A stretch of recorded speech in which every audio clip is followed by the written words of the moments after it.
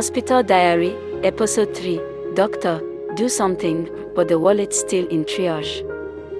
It's 9 a.m. at the emergency department, and the shouting begins, Doctor, do something, we've been here since morning. I looked over and saw Ni, a man on oxygen, with his wife pacing in distress. They had been there since dawn without a bed. She was furious, others were being rushed in and admitted, but her husband was still waiting. Now, here's the truth, doctors don't control beds. They go to the most critical patients, or sometimes beds appear to those with certain connections. That story is for another day. For now, I will focus on Ni. When I reviewed his notes, the picture became clearer. Ni had kidney failure and had been advised to start dialysis but hadn't, not because he didn't want to, but because he couldn't afford it. That morning, he'd been sent for labs, but when asked for the results, his wife quietly pulled out the samples, still neatly wrapped in a bag, untouched for hours. She simply had no money to process them. And yet, in front of the crowd, she was screaming that doctors were neglecting her husband. But how do you convince the renal team to start dialysis without lab results? Medicine isn't magic, it's evidence-based. This is the painful reality I've seen over and over.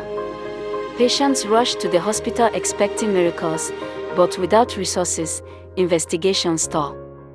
Beds get blocked, decisions are delayed, and sometimes doctors themselves pay out of pocket just to move things forward. I don't have money has become one of the biggest bottlenecks in our healthcare system. Referrals flood the ED, not always because the case is beyond another hospital's ability, but because the patient has no money. I've seen people sent from private hospitals after being billed 200,000 cedis for a massive bleed or 25,000 for urgent heart surgery.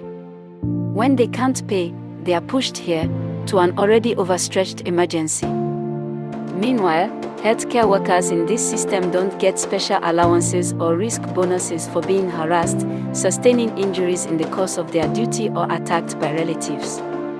Some of their annual salaries equal to others' clothing allowance, and guess what, they are government employed working in government institutions too. Yet we are expected to perform miracles, while being blamed for delays caused by poverty and systemic failure. And here's the uncomfortable truth, healthcare isn't cheap.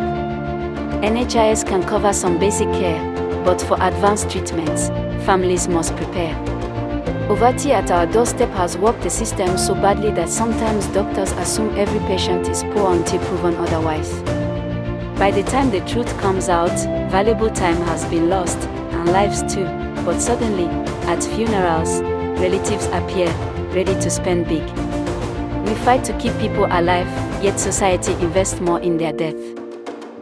So when you hear the cries of, Doctor, do something, remember, sometimes it's not medicine that fails, but the wallet still stuck at triage.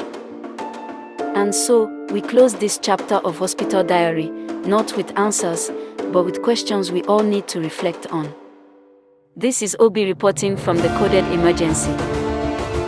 Next on Hospital Diary.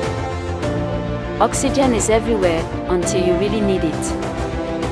A deep dive into the silent crisis of oxygen availability, the gas we take for granted, until life hangs on every single breath.